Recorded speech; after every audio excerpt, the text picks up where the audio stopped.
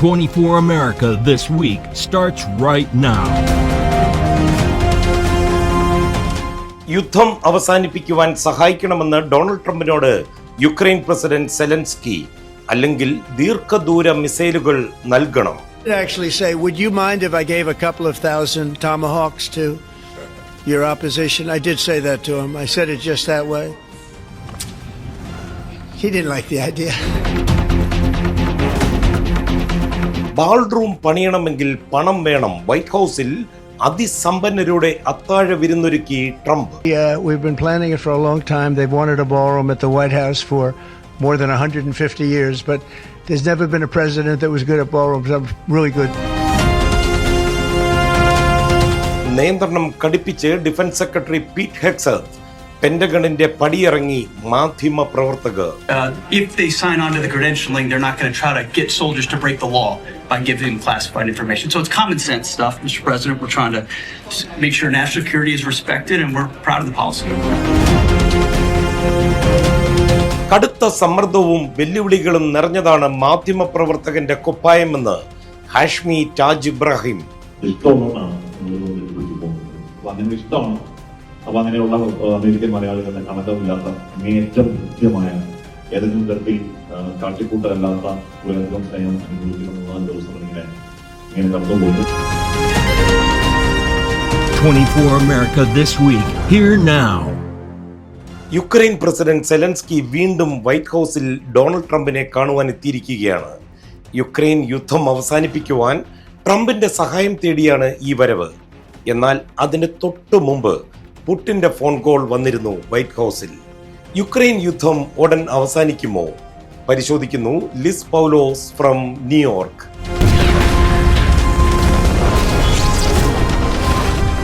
President Donald Trump sounded cool to the prospect of supplying long-range missiles to Ukraine while hosting the war-torn country's President Volodymyr Zelensky at the White House on Friday. I actually say, would you mind if I gave a couple of thousand Tomahawks to your opposition? I did say that to him. I said it just that way. He didn't like the idea. He did, however, express confidence in his ability to deliver on his campaign promise to end the war, proclaiming a Russia-Ukraine settlement is in reach as he rides a high after achieving a ceasefire in Gaza. Zelensky, in return, cautioned that Russian President Vladimir Putin does not want peace. In exchange for American missiles, he said the Ukrainians could share their advances in drone warfare. We understand that Putin is not ready, but I think that I'm confident that with your help, we can stop this war. Trump had floated the possibility of providing the missiles to Ukraine in the run-up to the meeting, but shifted his tone Friday after speaking with the Russian leader Putin on Thursday. The latest whipsaw in months of diplomacy that have seen Trump's mood shift from sympathy to frustration with each side. Today we'll be talking about what took place yesterday with my phone call with President Putin. And I think that things are coming along pretty well. In the end, it seems Trump's finger is on the missile button, but only if Ukraine shares its drone secrets. Until then, Putin's probably feeling pretty trigger happy about the prospects of peace. This is Liz Paulo signing off from New York, 24 USA. പെന്റഗണിൽ മാധ്യമ പ്രവർത്തകർക്ക് പുതിയ പോളിസിയും കടുത്ത നിയന്ത്രണങ്ങളും ഏർപ്പെടുത്തിയിരിക്കുകയാണ് defence secretary Pete Hegseth. ഇതോടെ മാധ്യമ പ്രവർത്തകർ പെന്റഗൺ ക്രെഡൻഷ്യൽസ് ഉപേക്ഷിച്ച് ബൈ പറഞ്ഞു പോകുകയാണ്. Report by Prajinsi Kannan from 24 central desk. An unprecedented media versus Pentagon showdown occurred in Washington this week, where reporters walked out of the Defense Department, turning in their credentials and vacating their offices. The mass exodus comes after the Pentagon under Defense Secretary Pete Hegseth implemented restrictive new rules for reporters. If they sign on to the credentialing, they're not going to try to get soldiers to break the law by giving classified information. So it's common sense stuff, Mr. President. We're trying to make sure national security is respected, and we're proud of the policy. The 21-page policy requires journalists to agree to a strict set of conditions. They are now barred from publishing any information, even unclassified material, unless it's officially authorized. The rules also forbid reporters from soliciting information from Pentagon personnel, a practice in investigative journalism. Any reporter who violates these rules could have their credentials revoked and be labeled a security threat.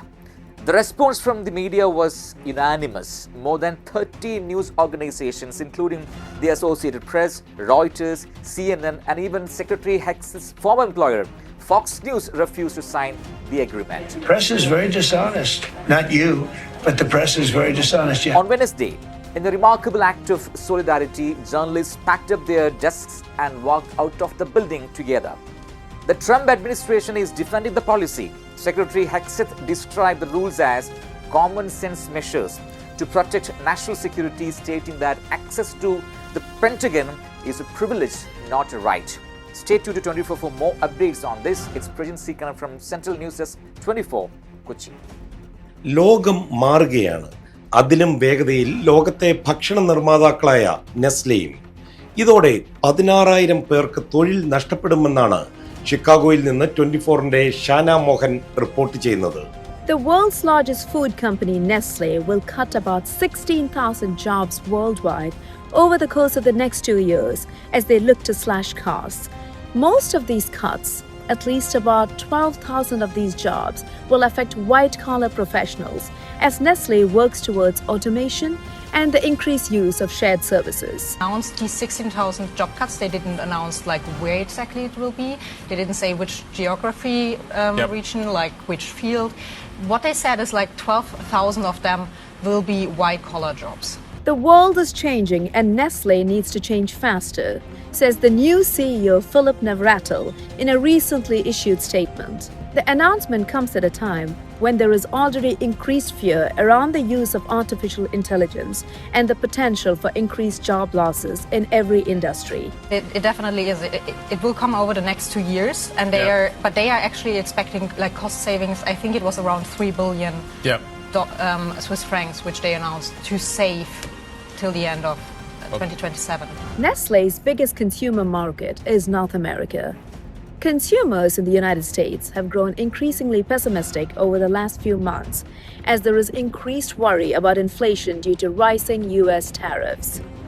So far, consumer spending has stayed steady though. Let's hope for an upward trend in the markets. This is Shana Mohan reporting from Chicago, 24 USA. അമേരിക്കയിൽ ഒരു car വാങ്ങണമെങ്കിൽ നന്നായി പണിയെടുക്കേണ്ട നിലയിലേക്ക് കാറിന്റെ വില കുതിച്ചുയരുകയാണ്. സെപ്റ്റംബറിൽ ശരാശരി വില $50,000 കടന്നുവെന്നാണ് കെല്ലി ബ്ലൂ ബുക്ക് പറയുന്നത്. Report by Ammu from New Jersey. The cost of buying a car is crushing Americans. Not only are higher prices making new car ownership an out-of-reach luxury for many, but buyers are increasingly rolling old auto debt into their new financing, leaving them upside down before they even leave the dealer's lot. Prices too high. Seem to have been rising ever since COVID, and there's no turning back. In September, the average price of a new car reached a high of $50,080 according to a report by Kelley Blue Book, and consumers can expect the prices to continue rising. Cars have never been better equipped than they are today. Cars have never been safer than they are today. A good portion of the increase in the price of cars is the content that the customers are getting. It's not strictly due to inflation. Adding to the sticker shock, more than 60 models had an average price of more than $75,000, according to the KBB report, which found that luxury vehicles and expensive electric vehicles help push the prices to record territory. As a dealer principal of Spectrum Auto Sales, I have witnessed that the rising average price of new and used car is making ownership increasingly challenging for many consumers. Then there's the increasing number of consumers who are upside down on their cars and burdened with negative equity, meaning that they owe more on their vehicle than it's worth. A lot more. This is Ammo, 24 USA. America China തീരുവ യുദ്ധം 2 രാജ്യങ്ങൾക്കും തലവേദനയായി മാറിക്കഴിഞ്ഞു. ട്രംപും Xi ജിൻപിങ്ങും തമ്മിലുള്ള കൂടിക്കാഴ്ചയ്ക്ക് മുമ്പ് ഈ മഞ്ഞുരുകുമോ? പരിശോധിക്കുന്നു Christina Cheriyan from 24 central desk. In the trade fight between Washington and Beijing, the big question is who will give in first. There have been a lot of trade talks, but not much has come of them and time is running out. Next month, both countries will start charging tariffs that could have serious effects on the global economy. President Trump said on Wednesday that the US is now in a trade war with China, which seems to be making the situation worse. Very well. I think we're getting along with China. China would like to have something. As of this moment, we'll be meeting in a couple of weeks. We'll be meeting in South Korea, myself. Go forward? But even though the rhetoric is getting stronger, the two sides are still talking. Scott Bessent, the Secretary of the Treasury, said that a tariff truce is possible, but that it will need to be worked out in the next few weeks. China's plan to limit exports of important minerals is a big problem. Beijing is the world's biggest producer of these minerals, which are very important for American industries like cars and computer chips. The Trump administration is working to end that reliance, but officials say it could take years. I have a very good relationship with President Xi, and we're going to see what happens. But, you know, for years we were taken advantage of by China very badly. We were losing hundreds of billions of dollars a year to China. President Trump is still going to meet with President Xi at the APEC summit in South Korea. China's economy has suffered because of trade worries. American farmers are losing money because of China has stopped buying their soya beans. People will be watching that summit closely to see if the two leaders can end the deadlock. Thank you and have a nice time. അതിസമ്പന്നരുടെ ഒരു അത്താഴ വിരുന്ന് Donald Trump കഴിഞ്ഞ ദിവസം സംഘടിപ്പിച്ചിരുന്നു. White ഹൗസിൽ പുതുതായി വരുന്ന ball റൂമിന്റെ സംഭാവനയ്ക്കുള്ള ഒരു നന്ദി പ്രകടനമായിരുന്നു അത്. Report by Jain Joseph from New Jersey.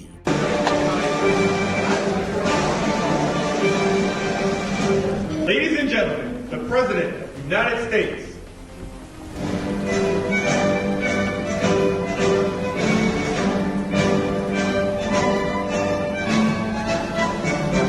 President Trump hosted dozens of wealthy donors at the White House Wednesday night, thanking them for pledging what he called tremendous amounts of money for a new project. The dinner was held for corporate executives and business people who have agreed to help fund a $200 million ballroom addition to the White House. We've been planning it for a long time. They've wanted a ballroom at the White House for more than 150 years, but there's never been a president that was good at ballrooms. I'm really good. The president lauded his guests for their financial commitments. He said, "We have a lot of legends in the room tonight, and that's why we are here to celebrate you because you gave." They wanted to have a ballroom and it never happened because they didn't have a real estate person in charge.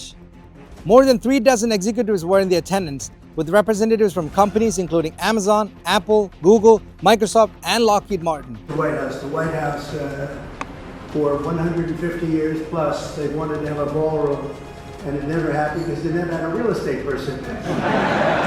For me, I like it. For me, it's like I love it in between China, Russia. However, the event is sparking concerns about potential conflicts of interest. Richard W. Painter, the chief ethics lawyer under President George W. Bush, said the dinner shows ballroom project is really about pay to play. This is Jane Joseph, 24 USA. India റഷ്യയിൽ നിന്ന് എണ്ണ വാങ്ങുന്നത് ഒരു സാമ്പത്തിക രാഷ്ട്രീയ വിഷയം മാത്രമല്ല, ഒരു ഫോൺ കോൾ വിഷയം കൂടി ആയിരിക്കുകയാണിപ്പോൾ. റഷ്യൻ എണ്ണ വാങ്ങുന്നത് അവസാനിപ്പിക്കുമെന്ന് ഇന്ത്യ ഫോണിൽ പറഞ്ഞതായി അമേരിക്ക പറഞ്ഞില്ല എന്ന് ഇന്ത്യ. ഈ തർക്കത്തിന്റെ വിശദാംശങ്ങളുമായി 24 സെൻട്രൽ ഡെസ്കിൽ നിന്ന് Devika Ponnappan. Once again, US President Donald Trump has made a claim that may not square with the facts, but is also closely linked to the ongoing diplomatic negotiation between India and US that New Delhi has a little option but to tread with caution.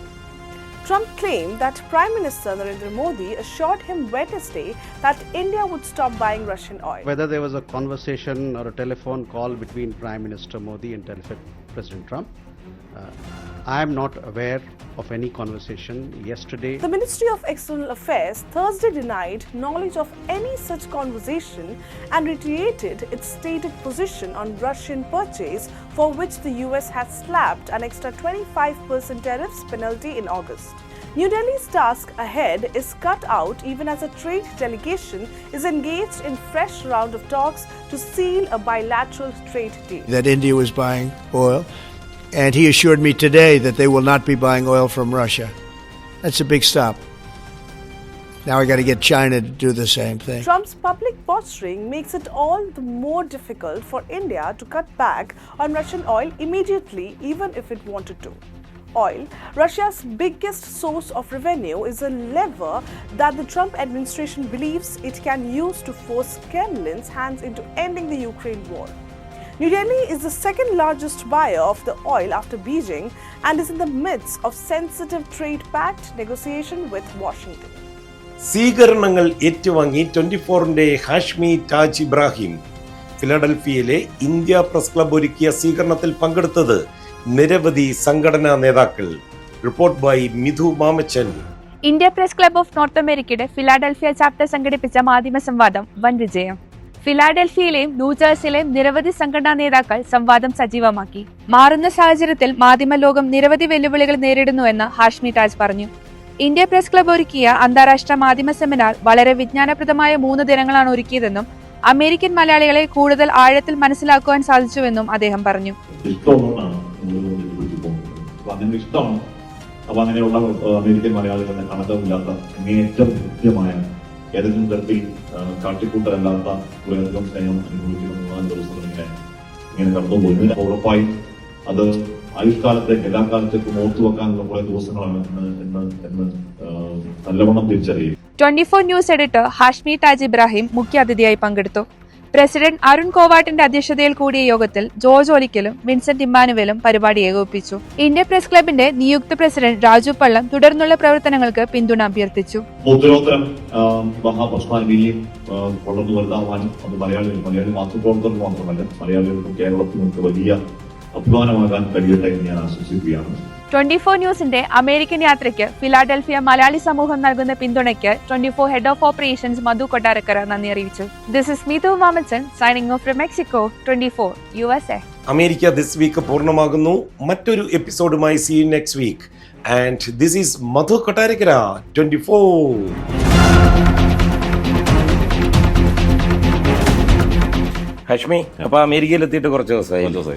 എങ്ങനെയുണ്ട് അമേരിക്കയിൽ വന്നതിന് ശേഷം അന്താരാഷ്ട്ര മാധ്യമ സമ്മേളനത്തിൽ India press ക്ലബിൻ്റെ പങ്കെടുത്തു.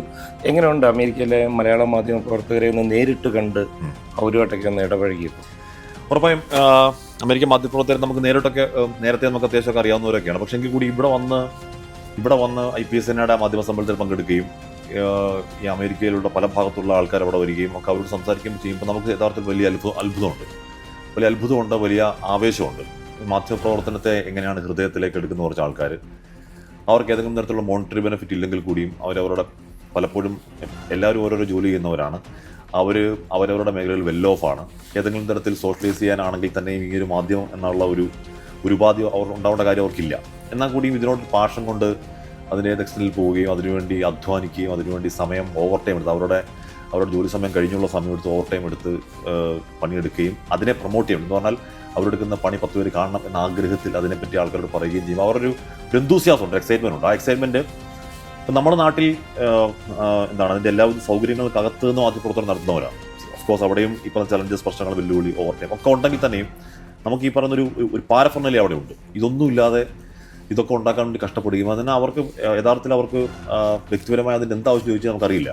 പക്ഷെ അത് ഒരു ഇഷ്ടമുണ്ട്. ആ ഇഷ്ടം ഉറപ്പായി നമുക്ക് തിരിച്ച് നാട്ടിലോട്ട് പോകുമ്പോഴും മാധ്യമപ്രവർത്തനം കൂടുതൽ പ്രൊഫഷണലായിട്ട് ചെയ്യാനുള്ള ഒരു അമേരിക്കയിലെ പുതിയ തലമുറ ഇപ്പം ജയന്, ലിസ് ഇവരുടെയൊക്കെ റിപ്പോർട്ടിംഗ് ശ്രദ്ധിച്ചിട്ടുണ്ടായിരുന്നു. ഇപ്പം ജയൻ തന്നെ ഇപ്പം സ്വന്തമായിട്ട് ബിസിനസ്സൊക്കെ ചെയ്യുന്നുണ്ട്. എല്ലാ ആഴ്ചയിലും കൃത്യമായി റിപ്പോർട്ട് ചെയ്യുന്നതിൻ്റെ കാരണം നമുക്ക് അതിനോടുള്ള ഇഷ്ടം കൊണ്ടാണ്. ആ ഒരു ഇഷ്ടം എനിക്ക് കുറേയൊക്കെ മനുഷ്യൻ തന്നെ നമുക്കത് ചെയ്ത് പ്രാക്ടീസ് ചെയ്ത് വളർന്നു വന്നതാണ്. അപ്പോൾ അതിനോടൊരു ഇഷ്ടമുണ്ട്. ഇപ്പം നമ്മൾ തന്നെ വിളിച്ചു ചോദിക്കും ഈ ആഴ്ച എന്താണ് ഞാൻ റിപ്പോർട്ട് ചെയ്യുന്നത്, അതിനെപ്പറ്റി പഠിച്ച് ആണ് നമ്മളും വരുന്നത്, അതിന് തയ്യാറെടുത്തുകൊണ്ട്. അപ്പോൾ അതിൻ്റെ ഒരു സംസാരം ഞങ്ങൾ തമ്മിൽ ഉണ്ടാകാറുണ്ട്. അപ്പോൾ അത് വീണ്ടും ആ വാർത്ത ചെയ്യാനുള്ളൊരു ഇഷ്ടം നമുക്ക് വളരെയധികം കൂടി. ഉറപ്പായി ഇപ്പോൾ ജയനാവട്ടെ ലിസ്സാവട്ടെ ഇവിടെ നിന്ന് ചെയ്യുന്നവരൊക്കെ ഉണ്ട്. ഇവരൊക്കെ അത്യാവശ്യം ആഴത്തിൽ തന്നെയാണ് ചെയ്യുന്നത്. ഏതെങ്കിലും തരത്തിൽ സൂപ്പർവിഷനായി ചെയ്തു പോകണമെന്ന് കരുതി ഇപ്പം നമുക്ക് നാട്ടിൽ നിന്ന് ഇവരുടെ റിപ്പോർട്ടൊക്കെ കാണുമ്പോഴേക്കും നമുക്ക് മനസ്സിലാവില്ല. ഇവർ അതിനുവേണ്ടി വർക്ക് ചെയ്യുന്നുണ്ട്. അതിനുവേണ്ടി ഒരു അല്പസമയം അവരുടെ ഇല്ലാത്ത സമയം മാറ്റിവെക്കുന്നുണ്ട്, അതിനോട് വർക്ക് ചെയ്യുന്നുണ്ട്. അതിനുവേണ്ടി ഇപ്പോൾ ചെറിയ സമയമാണെങ്കിൽ കൂടി അതിനുവേണ്ടി അവർ 100% കൊടുക്കുന്നുണ്ട്. അത് ഞാൻ നേരത്തെ പറഞ്ഞ അതിൻ്റെ ഒരു പ്രൊഡക്ഷൻ സൈഡിൽ നിന്ന് കാശ്മീർ ഒരു വലിയൊരു സിസ്റ്റത്തിൻ്റെ ഭാഗമായിട്ട് ആണല്ലോ ജോലി എടുക്കുന്നത്. പക്ഷേ ഇവിടെ അങ്ങനൊന്നും ഇല്ല. അപ്പോൾ അതിൻ്റെ ഒരു ടോട്ടാലിറ്റിയിൽ ഇവരുടെ പ്രസൻറ്റേഷൻ സ്കിൽസ് എങ്ങനെയുണ്ട്? ഇപ്പം ജയനാവട്ടെ ലിസ് എനിക്കൊന്ന് പ്രൊഫഷണലി ഒരു പ്രോഗ്രാം ആങ്കർ ചെയ്യുന്ന ആളാണ്. അങ്ങനെ ഒരു സ്റ്റേജ് ഫ്ലൈറ്റ് ഉണ്ടാവേണ്ട ആളല്ല. അതിൻ്റെ ഇപ്പുറത്തെ സൈഡിൽ മാധ്യമപ്രവർത്തനത്തിൻ്റെ കണ്ടന്റ് കൂടെ ഉണ്ടാവുക എന്നുള്ളതാണ് പ്രധാനം. ലിസ് ഒരു പക്ഷേ ആദ്യഘട്ടത്തിൽ നിന്നൊക്കെ ഇപ്പോഴത്തേക്ക് എത്തുമ്പോഴേക്കും ഒരുപാട് മെച്ചപ്പെടുന്നത് മാത്രമല്ല ഈ പറയുന്ന കാര്യങ്ങൾ ഒരു ജേർണലിസ്റ്റിക് കോറിലേക്ക് ഇറങ്ങുന്നുണ്ട്. എന്താണ് ഒരു ജേർണലിസ്റ്റ് ചെയ്യേണ്ടത്? ആ ജേർണലിസത്തിലേക്ക് കുറച്ചുകൂടെ ആഴത്തിൽ ഇറങ്ങുന്നു. ജയനും അങ്ങനെ തന്നെയാണ്. ഇവിടെ നിന്ന് വർക്ക് ചെയ്യുന്നവർ അങ്ങനെ. മധുചേട്ടൻ ഞാൻ നേരത്തെ പറഞ്ഞ പോലെ ഒരു ജേർണലിസ്റ്റിന് വേണ്ടത് അല്ലെങ്കിൽ ജേർണലിസത്തിന് വേണ്ട ആദ്യം ഉണ്ടാവേണ്ട സാധനം എന്ന് പറഞ്ഞാൽ ഈ പറയുന്ന അട്ടർ ഡെഡിക്കേഷനാണ്. നോസ് ഫോർ ന്യൂസ് എന്ന് പറയുന്ന സംഗതി അത് നമ്മൾ പഠിക്കുന്ന കാലം മുതലേ ഉണ്ടാവുന്നതാണല്ലോ. ഇവിടെയുള്ള ആൾക്കാർക്ക് നാട്ടിലുള്ള ജേർണലിസ്റ്റുകളിൽ നിന്ന് ഒട്ടും കുറവല്ലാത്ത രീതിയിൽ ആ ന്യൂസ് ഫോർ ന്യൂസ് ഉണ്ട്. വാർത്ത കണ്ടെത്താനും അതിൻ്റെ പുതിയ മാനങ്ങൾ കണ്ടെത്താനും പുതിയ ഡയമെൻഷൻ. ഇപ്പം മധുചേട്ടൻ അടക്കമുള്ളവരെ ആ ടീം സെറ്റായി കഴിയുമ്പോഴത്തേക്കാണ് ബാക്കി ഈ പറഞ്ഞ ഹാർഡ്ഷിപ്പ്, ബാക്കി പറഞ്ഞ കഷ്ടപ്പാടൊക്കെ അതങ്ങ് നടക്കും. ആദ്യം ഉണ്ടാവേണ്ടത് ഈ പറഞ്ഞ വാർത്താ സ്പിരിറ്റും ടീം സ്പിരിറ്റുമാണ്. അത് ഇവിടെ ഓഫ് കോഴ്സ് അത് ബുദ്ധിമുട്ടാണ്, ഓഫ് കോഴ്സ് അത് കഷ്ടപ്പാടാണ്.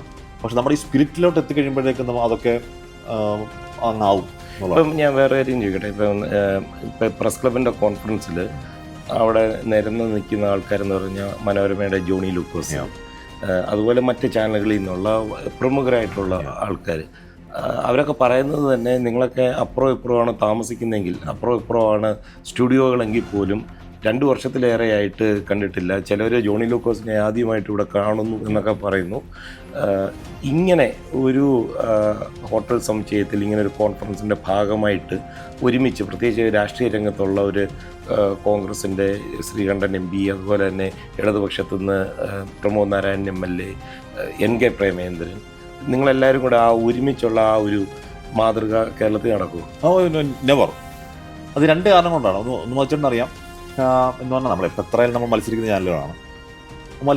ഞാൻ സൗഹൃദം വേണ്ടാന്നല്ല പറയുന്നത്, പക്ഷെ നമുക്ക് അങ്ങനെ ഇടപഴകേണ്ട ഒരു സ്പേസ് ഉണ്ടാവാറില്ല. രണ്ടാമത്തെ കാര്യം, ഈ പറഞ്ഞ ജോണി സാറാവട്ടെ, അവിടെ വന്ന് ഓരോരുത്തരും ആവട്ടെ, അവരെല്ലാവരും 24/7 അതിൽ നിൽക്കുന്നവരാണ്. അപ്പോൾ അതിലങ്ങനെ ഇൻവോൾവായി നിൽക്കുമ്പോൾ നമുക്ക് പുറത്തിറങ്ങി ഒരു 3-4 ദിവസം കണ്ടെത്താനുള്ള സമയം അതിനകത്ത് ഉണ്ടാവാറില്ല. അങ്ങനെ അത് ഏതാണ്ട് അസാധ്യമാണെന്ന് ഞാൻ ഉറപ്പായും പറയാം. ഇവിടെ നമ്മൾ ഇപ്പം ഇനിയിപ്പോൾ പ്രമോദ് നാരായണനാവട്ടെ, VK ശ്രീകണ്ഠൻ, ഇതൊക്കെ എല്ലാവരും ഈ സമയം അവരവരുടെ മേഖലയിൽ കടുത്ത തിരക്കുള്ളവരാണല്ലോ. അതൊന്ന് ഫ്രീ ആയി കിട്ടാൻ പറഞ്ഞാൽ തന്നെ അവർ 1 മണിക്കൂർ 2 മണിക്കൂർ അല്ലാതെ ഫ്രീ ആയി കിട്ടുള്ളൂ. നമ്മൾ അവിടെ നിന്ന് ഇങ്ങോട്ട് വേറെ ദേശത്തോട്ട് വരുന്നു, ഇവിടുത്തെ പ്രിയപ്പെട്ട മലയാളികളുടെ കൂടെ ഇരിക്കുന്നു. അങ്ങനെ ഇരിക്കുന്ന ആ സ്പേസ് ഉള്ളതുകൊണ്ടാണല്ലോ അത് സാധ്യമാകുന്നത്. അതൊരു എൻ്റെ ലൈഫിലെ ആദ്യത്തെ എക്സ്പീരിയൻസ് ആണ്. ഇപ്പം ഏഷ്യാനെറ്റ് മുതൽ തന്നെ അന്താരാഷ്ട്ര വാർത്തകൾ കാശ്മീർ ശ്രദ്ധിക്കാറുണ്ടല്ലോ. അപ്പോൾ ഈ അടുത്ത കാലത്തായിട്ട് അന്താരാഷ്ട്ര വാർത്ത, നമ്മളിപ്പോൾ 24-ലാണെങ്കിൽ എല്ലാ ദിവസവും അമേരിക്കയിൽ നിന്ന് ഒരു 2 ലൈവ് ശരാശരിയുണ്ട് ഒരു കഴിഞ്ഞ 5 വർഷമായിട്ട്. അപ്പോൾ ഞാൻ അവിടെ സൂചിപ്പിച്ചതുപോലെ ജോ ബൈഡൻ അല്ലെങ്കിൽ പീറ്റ് ഹെഗ്സത്ത്, മാർക്കോ റൂബിയോ ഒക്കെ നമ്മുടെ ഒരു രാഷ്ട്രീയ പൊതുമണ്ഡലത്തിലെ ഒരാളെ പോലെ തന്നെയാണ്. ആ ഒരു മാറ്റം എങ്ങനെയാണ് നോക്കിക്കാണുന്നത്? അമേരിക്കൻ രാഷ്ട്രീയവും എന്തുകൊണ്ടാണ് മലയാളികൾക്ക് ഇത്ര അധികം താല്പര്യം വരുന്നത്? മറ്റൊരു രാജ്യത്തിൻ്റെ വരുന്നില്ല. മറ്റൊരു പറഞ്ഞാൽ നമ്മളൊരു പക്ഷേ സത്യം പറഞ്ഞാൽ അതൊരു ഓൾ ഓഫ് എ സഡൻ ഉണ്ടാവുന്നൊന്നല്ല. മലയാളിയുടെ ജനിതകത്തിൽ തന്നെ ഈ ഒരു ആഗോള എന്ന് പറഞ്ഞാൽ അതിൻ്റെ ചരിത്രപരമായ കാരണങ്ങൾ കൊണ്ട് അവിടെ വന്നു, അവിടെ ഈ പറഞ്ഞ വിദേശ വ്യവഹാരത്തിൻ്റെ, വിദേശ സഞ്ചാരത്തിൻ്റെ ഒക്കെ അല്ലെങ്കിൽ മൈഗ്രേഷൻ്റെ ഒക്കെ ചരിത്രത്തിന് കാലങ്ങളോളം പഴക്കമുള്ളതുകൊണ്ട് ഉറപ്പായിട്ടും ലോകത്തിൻ്റെ വാതിലുകൾ മലയാളത്തിന് പുതിയതല്ല. പക്ഷെ പുതിയ കാലത്ത് ഈ പറയുന്ന മീഡിയ ഒരു എല്ലാ മാധ്യമങ്ങളുടെ ഒരു പ്ലാറ്റ്ഫോമിലേക്ക് വരുന്ന അല്ലെങ്കിൽ ചടുലമായ മാധ്യമത്തിൻ്റെ കാലത്ത് ഈ പറയുന്ന രാജ്യാന്തര വാർത്തകളിൽ കൂടുതൽ പ്രസക്തി ഉണ്ടാകുന്ന അത്ഭുതമില്ല. എന്ന് പറയുമ്പോൾ പോലും നമ്മൾ ഈ കഴിഞ്ഞ കുറച്ച് വർഷങ്ങൾ എന്ന് പറഞ്ഞാൽ എക്സാക്റ്റ് ആയിട്ട് പറഞ്ഞാൽ, പക്ഷേ യുക്രൈൻ യുദ്ധത്തിന് ശേഷമോ, യുക്രൈൻ യുദ്ധം അതിന് മുമ്പ്, അതിന് തൊട്ട് മുമ്പ്, അതിന് ശേഷമൊക്കെ അതിലൊന്നും ഇല്ലാത്തവർ പക്ഷെ അസാധാരണമാവണ്ണം തന്നെ മലയാളികൾ ഈ പറയുന്ന അന്താരാഷ്ട്ര വാർത്തകൾ വലിയ ആഭിമുഖ്യം കാണിക്കുന്നുണ്ട്. ഇപ്പം അവിടുത്തെ നമ്മുടെ ജെയിംസ് സാറൊക്കെ ചെയ്യുന്ന വാർത്തകൾക്ക് അത് ഓൺലൈനിലൊക്കെ വലിയ സ്വീകാര്യത കിട്ടുന്നുണ്ട്. ഇപ്പം മധുചേട്ടൻ ചെയ്യുന്ന കാര്യമാണെങ്കിൽ ഇപ്പോൾ പറഞ്ഞാൽ മാർക്കോ റൂബിയോ അല്ലെങ്കിൽ ഇപ്പം നെതന്യാഹു ഒക്കെ, അതല്ലാതെ ഇസ്രായേൽ പ്രതിപക്ഷ നേതാവ് എന്നുള്ളവരുടെ പേരൊക്കെ മലയാളിക്ക് വളരെ സുപരിചിതമായിട്ട് ഇപ്പോൾ അറിയാം. ഇതെനിക്ക് തോന്നുന്നു അതിപ്പോൾ ഉണ്ടായ ഒരു പുതിയ മാറ്റമാണ്. അതിന് കാരണം മലയാളി എപ്പോഴും ആഗോള പൗരനാണ്. അപ്പം ആ ആഗോള പൗരത്വം കുറച്ചുകൂടി വ്യാപകമാകുന്നു. ലോകത്തെ എല്ലാ രാഷ്ട്രങ്ങളിലേക്കും മലയാളി പോകുന്നുണ്ട്. കൂടുതൽ അമേരിക്കയിലേക്ക് വരും. America of course India America ബന്ധങ്ങൾ എല്ലാ കാലത്തും നമ്മുടെ ഒരു താല്പര്യ വിഷയമാണ്. ട്രംപ് വരുന്നു, ട്രംപിന് വിംസാൻ ഫ്രാൻസിസ് ഒക്കെ ഇടയ്ക്കിടയ്ക്ക് ഉണ്ടാകുന്നുണ്ട്. ട്രംപും ഇന്ത്യയും തമ്മിലുള്ള, അമേരിക്ക ഞാൻ പറയുന്നില്ല, ട്രംപും ഇന്ത്യയും തമ്മിലുള്ള ബന്ധം അങ്ങോട്ടും ഇങ്ങോട്ടും പലപ്പോഴും അപ്സ് ആൻഡ് ഡൗൺസ് ഉണ്ടാകുന്നുണ്ട്. സ്വാഭാവികം അപ്സ് ആൻഡ് ഡൗൺസ് കൂടുതൽ താല്പര്യം രാജ്യത്തുടനീളം ഉണ്ടാവണം. ഒരുപക്ഷെ കൂടുതൽ മാധ്യമ സാക്ഷരതയുള്ള കേരളത്തിൽ അത് കൂടുതൽ ഉണ്ടാവുന്നത് സ്വാഭാവികമാണല്ലോ. ഈ അമേരിക്ക ശരിക്കും ഇഷ്ടപ്പെട്ടോ? ഓ, ഉറപ്പായും. ഇതിനോട് ചോദിക്കാൻ വരുന്നത് കേരളത്തിലെ അമേരിക്ക കൊടുത്തിട്ടുള്ള ഇമേജും ഇവിടെ നേരിട്ട് വന്ന് കണ്ട് കാഴ്ചയും തമ്മിൽ എന്താണ് തോന്നുന്നത്? അമേരിക്ക ഉറപ്പായും എന്ന് പറഞ്ഞാൽ ഇപ്പം അമേരിക്ക ഇപ്പം നമ്മുടെ ഒരു രാഷ്ട്രീയ നറേറ്റീവിൻ്റെ ഒരു കുഴപ്പമെന്ന് ഞാൻ പറയില്ല. നമുക്കൊരു രാഷ്ട്രീയ നറേറ്റീവ് ഉണ്ട്. ആ രാഷ്ട്രീയ നറേറ്റീവിൽ പലപ്പോഴും അമേരിക്ക എന്ന് പറഞ്ഞാൽ സാമ്രാജ്യത്വ രാജ്യമാണ്, സാമ്രാജ്യത്വ ഭീമനാണ്, യാങ്കിയാണ്, വേൾഡ് പോലീസ്, ലോക പോലീസാണ്. ആ നറേറ്റീവ് ഓഫ് കോഴ്സ് അവിടെ നിൽക്കുന്നുണ്ട്. പക്ഷെ എന്ന് പറയുമ്പോൾ പോലും അമേരിക്ക ലോകത്തിൽ ഏറ്റവും വലിയ ജനാധിപത്യ രാഷ്ട്രം എന്നതിലുപരി ഏറ്റവും ആഴത്തിലുള്ള ജനാധിപത്യ രാഷ്ട്രം എന്ന് തന്നെ നമ്മൾ നേരത്തെ വിലയിരുത്തുന്നു. ഞാൻ ഇങ്ങോട്ട് വരുമ്പോൾ എനിക്കുണ്ടാകുന്ന ഒരു ചേഞ്ച് ഓഫ് തോട്ട് എന്ന് പറയുന്നത് ഇനി ട്രംപ് അല്ല, അതിനേക്കാൾ കൂടുതൽ കുറച്ചുകൂടി വലിയ റൈറ്റ് വിങ് ഭരണകൂടം ഇവിടെ വരുന്നു എന്ന് പറഞ്ഞാൽ പോലും ഇവിടുത്തെ ഈ പറയുന്ന അതിൻ്റെ ബേസിക് ജനാധിപത്യവാദം യാതൊരു തരത്തിൽ കോട്ടവും സംഭവിക്കില്ല. അതിന് കാരണം അതിൻ്റെ വേരുകൾ അത്രയും ആഴത്തിൽ ഡീപ്പ് റൂട്ടാണ് ഞാൻ മണ്ണിൽ. അപ്പോൾ അതുകൊണ്ട് ഇവിടുത്തെ ജനാധിപത്യത്തെ പറ്റി ആശങ്ക വേണ്ടതില്ല എന്നുള്ളതാണ്. ഇവിടുത്തെ ജനാധിപത്യത്തിൻ്റെ സൗന്ദര്യം എന്ന് പറയുന്നത് ഒരു പൗരൻ തീരുമാനിക്കുന്ന ആര് പ്രസിഡന്റ് ആണോ, ഒരു പൗരൻ നേരിട്ട്. നമ്മുടെ ഇന്ത്യയിലെ ആണെന്നുണ്ടെങ്കിൽ ഒരു തിരഞ്ഞെടുക്കപ്പെടുന്ന ഭൂരിപക്ഷമുള്ള ഒരു കക്ഷി കൂടിയിട്ടാണ് തീരുമാനിക്കുന്നത്. അപ്പോൾ ആരാണ് പ്രധാനമന്ത്രി അല്ലെങ്കിൽ ആരാണ് മുഖ്യമന്ത്രി എന്ന് പറയുവാനുള്ള ഒരു അവകാശം അല്ലെങ്കിൽ തീരുമാനം എടുക്കാനുള്ള ഒരു അവകാശമില്ല. എനിക്ക് നമ്മുടെ ജനാധിപത്യം വളരെ നല്ലതാണെങ്കിലും ഇതിലെ ഏറ്റവും കൂടുതൽ എനിക്കൊരു അട്രാക്ഷൻ തോന്നിയത് നമ്മളും കൂടെ ചേർന്ന് തീരുമാനിക്കുന്ന ഒരാളെ ആ പദവിയിലെത്തൂ അല്ലെങ്കിൽ വരില്ല എന്നുള്ളത്. ഹാഷ്മിക്ക് ഇന്നിപ്പോൾ ഡൊണാൾഡ് ട്രംപ് ഫോൺ ചെയ്തിട്ട് പറയുന്നു, മോൻ പോകണ്ട, ഒരു അമേരിക്കൻ പൗരത്വം തരാം എന്ന് പറഞ്ഞാൽ എന്ത് ചെയ്യും? ഉള്ളിലൊരാഗ്രഹമുണ്ട്. അങ്ങനെയല്ല എന്ന് പറഞ്ഞാൽ നമ്മൾ നാട്ടിൽ മാധ്യമപ്രവർത്തനം ചെയ്യുന്നവരാണ്. അതിൻ്റെ സുഖത്തിൽ തന്നെ എക്സാക്ട്ലി ആ ജോലിക്ക് കുറേ ഹാർഡ്ഷിപ്പും കഷ്ടപ്പാടൊക്കെ ഉണ്ടെന്ന് പറഞ്ഞപ്പോൾ നമ്മളിത് എൻജോയ് ചെയ്തിട്ടുണ്ടോ ഭയങ്കരമായിട്ട്. ആ ഒരു ടൈപ്പ് ഓഫ് മാധ്യമപ്രവർത്തനം എനിക്ക് ഇവിടെ സാധ്യമാണെന്ന് എനിക്കറിയില്ല. അത് കാരണം ഞാൻ ചിലപ്പോൾ പറഞ്ഞോളാം, താങ്ക് യു ട്രംപ്, എനിക്ക് നാട്ടിൽ പോകണം ഞാനവിടെ. അപ്പോൾ ആ സുഖത്തിൽ തന്നെ മുന്നോട്ട് പോട്ടെ. Thank you.